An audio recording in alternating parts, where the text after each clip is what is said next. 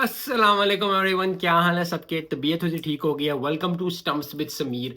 ज़बरदस्त परफॉर्मेंसेस पाकिस्तान ने आज देनी थी और यही मैं कह रहा था कल भी कि पाकिस्तान के स्पिनर्स जो है जब ये बॉलिंग वेस्ट इंडीज़ करा रहे होंगे तो कह रहे होंगे कि जी हमारी तो चांदी, और चांदी क्यों नहीं उनकी सजा। साजिद खान और जो है नुमान अली ने फिर एक दफ़ा महफिल लूट ली।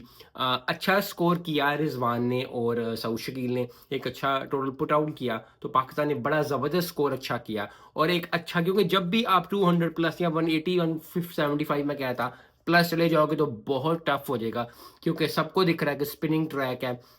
स्पिनिंग ट्रैक होने के साथ साथ बॉलर्स हमारे पास बहुत ज़बरदस्त हैं। दो ऐसे बॉलर्स हैं जो कि छाए हुए हैं। पाकिस्तान की पिच पिच को जानते हैं, मुल्तान की हो, रावलपिंडी की हो, सियालकोट की हो जाए लाहौर की हो जाए, वेस्ट इंडीज़ को किसी भी कोई भी टीम आ जाए, इंग्लैंड आ जाए, नुमान जो हैं अली और जो है साजिद